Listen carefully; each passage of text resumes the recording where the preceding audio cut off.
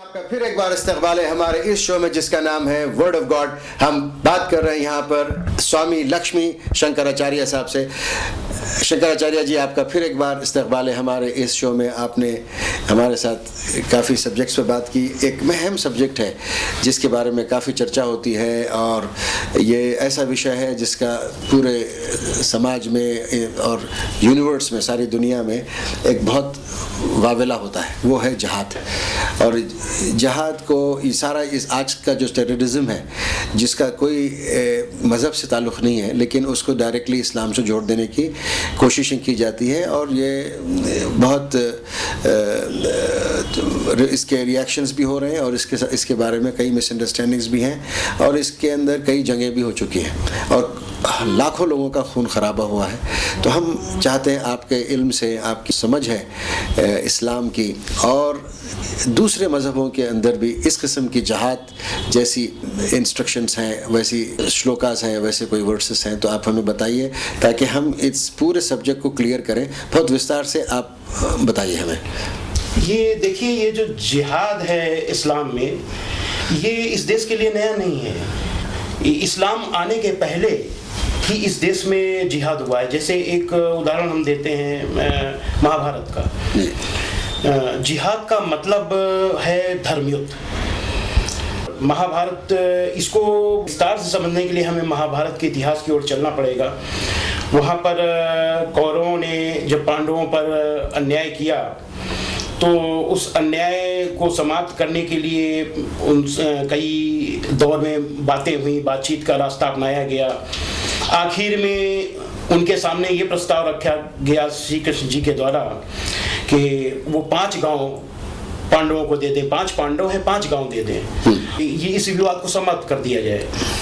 तो जो कौरवों के जो नेता थे युधिष्ठिर, उन्होंने कहा कि 5 गांव तो दूर, सुई की नोक के बराबर भी अगर आपको जमीन लेना है तो उसके लिए युद्ध करना पड़ेगा, जंग करना पड़ेगा। अच्छा, तो जब बातचीत के सारे रास्ते बंद हो जाएं और असत्य और अन्याय अपने चरम सीमा पर हो, उस समय एक युद्ध की आवश्यकता पड़ जाती है।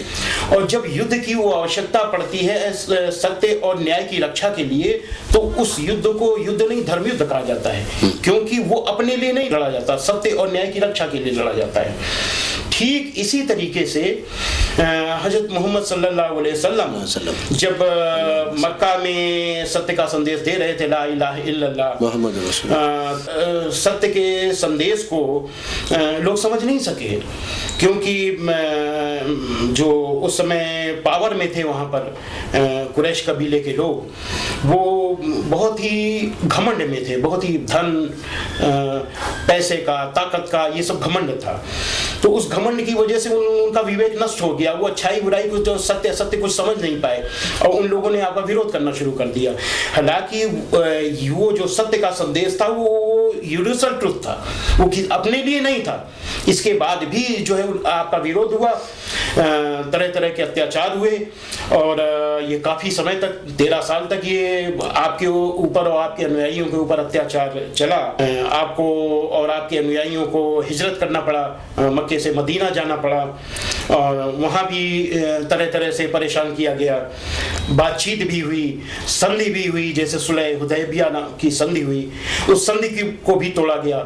तो जब सारे रास्ते बंद हो गए जी, और एक ही रास्ता बचा सत्य और न्याय की रक्षा के लिए, आतंकवाद का विरोध करने के लिए, हाँ। जिस आतंकवाद से जोड़ा जाता है इस्लाम को, इस्लाम ने उसी आतंकवाद का विरोध किया है। देखिए आप कितनी अहम बात आपने कही। पूरे जीवन अल्लाह के रसूल सल्लल्लाहु अलैहि वसल्लम आतंकवाद से लड़ते रहे। तो उस आतंकवाद का विरोध करने के लिए अल्लाह का आदेश आया, व्यक्ति का विरोध करने के लिए, किसी धर्म का विरोध करने के लिए नहीं, आतंकवाद का विरोध करने के लिए। जो आतंकवादी थे उनका विरोध करने के लिए। जितना जबरदस्त आतंकवादियों से लड़ाई इस्लाम में किसी में नहीं है, तो विरोध करने के लिए आदेश आया। वो आदेश सूरा 22 की आयत नंबर 39 है कि जिन मुसलमानों से खामखा लड़ाई की जाती है उनको इजाजत है कि वे भी लड़ें, क्योंकि उनके साथ जुल्म हो रहा है। लेकिन जो धर्मयुद्ध जो होता है वो मर्यादित होता है, वो ये नहीं है कि जैसा चाहिए वैसा करते। आजकल जैसे हो रहा वैसा नहीं होता।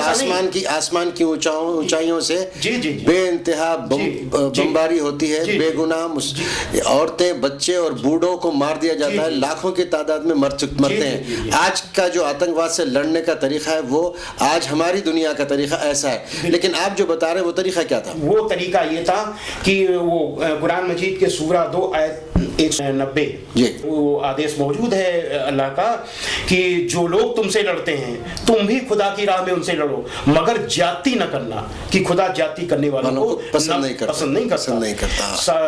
बूढ़ों को, महिलाओं को, बच्चों को बिल्कुल छूने की, उनको टच नहीं करना, उनकी हिफाजत करना, बल्कि उनकी हिफाजत करना। जी हाँ। युद्ध भी जो होता था वो बहुत ही संयमित ढंग से, बहुत ही मर्यादित ढंग से, मैंने जानकारी ली है कि 4-5 साल तक जंग चली, कई दौर में चली, और दोनों तरफ से जो लोग हलाक हुए, जो लोग मरे, वो कुल मिलाकर 1000 से भी कम थे पूरी जंगों में। प्रॉफिट मोहम्मद सल्लल्लाहु अलैहि वसल्लम की जीवनी में। जी हाँ। तो ये बहुत ही एक मर्यादित युद्ध था। क्योंकि मर्यादित इसलिए था कि धर्म के लिए था, सत्य के लिए था, न्याय के लिए था, और अपनी रक्षा के लिए था। अच्छा, इस हिसाब से मैं समझता हूँ जो जिहाद की परिभाषा है वो ये है कि सत्य न्याय की रक्षा के लिए, आतंकवाद का विरोध करने के लिए, अपनी रक्षा के लिए किया गया हर प्रकार का प्रयास यानी जद्दोजहद जिहाद है, जिसका अंतिम विकल्प युद्ध यानी जंग है। पहले सारे विकल्प खत्म होने के बाद। और एक बात भी है, लेकिन यहाँ बात अधूरी हो जाएगी जी, आप लेकिन गलतफहमी ये आखिर क्यों गई कि जिहाद का मतलब आतंकवाद। कुछ जैसा कि मैं पहले बता चुका था कि कुछ मुस्लिम बादशाहों ने, हुक्मरानों ने और कुछ लोगों ने अपने फायदे के लिए, अपने मतलब के लिए जिहाद का दुरुपयोग किया। हाँ। वो जिहाद के लिए तो ये बिल्कुल सख्ती है कि उसको आप अपने मतलब के लिए जिहाद नहीं कर सकते, बिल्कुल नहीं कर सकते। तो लेकिन उन्होंने अपने मतलब के लिए किया, जैसे कि जिहाद जमीन के लिए नहीं हो सकता, ताकत के लिए नहीं हो सकता, अपनी हुकूमत को बढ़ाने के लिए नहीं हो सकता, दौलत के लिए नहीं हो सकता। जहाद सिर्फ ऊपर वाले की तालीमात की हिफाजत, उसके कलाम को, उसकी राह पे चलने में अगर रुकावट बनती है तभी वो जहाद इम्प्लीमेंट होता है। जी। जैसे मुझे पता चला है इतिहास में कि राणा सांगा ने बाबर को बुलाया था यहाँ पर हमला करने के लिए, और किस पर हमला करने के लिए? इब्राहिम लोदी पर। दिल्ली के तख्त पे इब्राहिम लोदी बैठा था। बाबर और इब्राहिम लोदी दोनों ने जिहाद का नारा दे रखा था। तो ये अपने मतलब के लिए था। तो इन लोगों ने जिहाद को बदनाम किया और अपने मतलब की वजह से, और इसकी वजह से इतिहासकारों को और इस्लाम के विरोधियों को मौका मिल गया इस्लाम को गलत ढंग से पेश करने। आपको लगता है अब ये जो हिस्सा जैसे हिंदुस्तान है, पाकिस्तान है, अफगानिस्तान है, जी, जी। और मिडल ईस्ट वगैरह अमेरिका में जी, जी। ये दहशतगर्दी के नाम पे बहुत कुछ होता है। जी, जी। और यहाँ पे मुसलमानों को अक्सर जोड़ा जाता है, जी, लेकिन ये मुसलमान, आपको लगता है कि जो दहशतगर्दी इस्लाम को छोड़कर जी। इस्लाम की सही समझ के बगैर, ये लोग ऐसे भी हो सकते हैं, मुसलमानों में ऐसे होंगे लोग जो सिर्फ तिजारत के तौर पे जी, जी। या किसी के दबाव में आकर या बिकने के बाद जी। इस्लाम को ही बदनाम करने के लिए कुछ ऐसे मुहिमें चल रही होंगी, आपको ऐसा लगता है? निश्चित रूप से, बिल्कुल।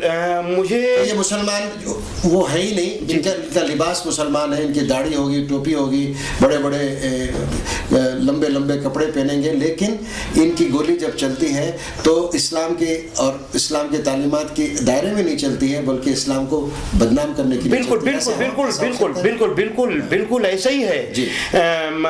सोचा नहीं जा सकता। और चंद लोग हैं, चंद लोग हैं, बहुत चंद लोग। जी। दिमाग में समझ में नहीं आता, बल्कि मैं सोच नहीं सकता कि मस्जिद में नमाज की हालत में सिजदा करते हुए मुसलमानों पर गोली चलाई जाए, उनके ऊपर वहां पर फिदाइन हमला किया जाए। ये ऐसा करने में कोई मुसलमान ऐसा नहीं कर सकता, और जिसने अगर किसी ने किया तो मुसलमान नहीं। तो ये इस तरीके की चीजें जो आज हो रही हैं, नफरत फैलाने वाली, घृणा फैलाने वाली, किसी धर्म विशेष को बदनाम करने वाली चीजें, ये पूर्ण नियोजित हैं और नासमझी वाली हैं, और इससे दुनिया का भला नहीं होना। दुनिया में अगर शांति स्थापित करनी है तो ये सब चीजें बंद करनी होंगी। हाँ। इसको बंद करने के लिए सब प्रयास करने होंगे। क्या प्रयास होने चाहिए ऐसे लोगों के साथ, क्या प्रयास होने चाहिए? देखिए, एक तरफ है दहशतगर्दी, जिस किस्म की हम बात कर रहे थे, कुछ रेडिकल एलिमेंट्स चाहे कोई मजहब के वो करते हैं।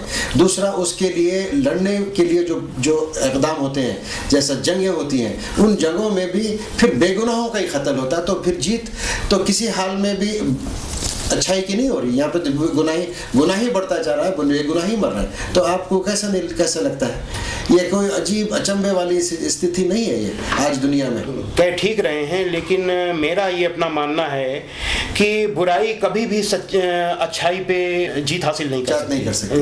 वो कुछ समय के लिए ऐसा लगता है जी। वो ये एक समय तक ही चलेगा जी। और उसके बाद ये अपने आप ये समाप्त होगा। ये समय काल चक्र, जो समय का जो चक्र है, इसको बंद कर देगा। आप मुझे बताइए स्वामी जी, आखिरी में संक्षेप में, कि जो लोग मुसलमानों को दहशतगर्दी के नाम से या दहशतगर्दी से जोड़ने की कोशिश करते हैं, उन लोगों को किस तरीके से समझाया जाना चाहिए?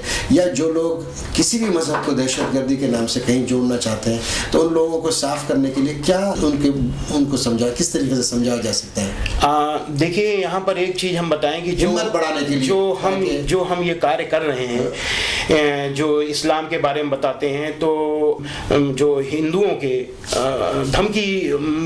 धमकियां आती हैं हमको। अच्छा, आपको भी? जी हाँ, और हमारी हत्या का प्रयास भी किया गया। यहीं महाराष्ट्र में अमरावती में सुबह भी प्रयास किया गया, शाम को भी प्रयास किया गया हमारी हत्या का। अच्छा। लेकिन अब वो ऐसा क्यों करते हैं, उसकी वजह यह है कि वो जो वर्तमान हालात हैं, जैसे कि आप कह रहे हैं कि कुछ लोग इस्लाम को बदनाम करने के लिए, या आप कह रहे हैं, मैं भी समझता हूँ, इस्लाम को बदनाम करने के लिए ऐसा करते हैं, या कुछ मुसलमान भाई ही जो इस्लाम को नहीं जानते, वो अपनी नादानी में ऐसा कर जाते हैं। तो उसकी वजह से जो लोग, हिंदू समाज के जो लोग देखते हैं, उनको लगता है कि हम जो बोल रहे हैं वो गलत बोल रहे हैं। तो उनको हमारे ऊपर उनका गुस्सा स्वाभाविक है, हम उनको दोष नहीं देते। वो जो गुस्सा कर रहे हैं वो तमाम परिस्थितियों को देख करके कर रहे हैं। तो हम उनसे अब ये अपील करते हैं, जैसा कि मैंने पहले भी किया, कि वो मुसलमान को ना देखें इस्लाम को समझने के लिए, वो इस्लाम को देखें। एक टाइम में जैसे वो मेरे ऊपर गुस्सा कर रहे हैं, एक टाइम में मैं भी दूसरे के ऊपर जो सेकुलरिज्म की बात, इस तरीके की बातें करते थे, मेल मिलाप की, उनके ऊपर मैं गुस्सा करता था। लेकिन जब मैंने सच्चाई देख ली तो मुझे समझ में आ गया कि वो नादान लोग हैं, वो नासमझ लोग हैं। बिल्कुल, आपने सही कहा स्वामी जी। यहाँ पे हमारी बात को खत्म करते हैं। आपका बहुत शुक्रिया, आपने अपना टाइम दिया। नाजरीन, इस बात को यहाँ पे खत्म करते हैं, फिर मिलेंगे। खुदा हाफिज़।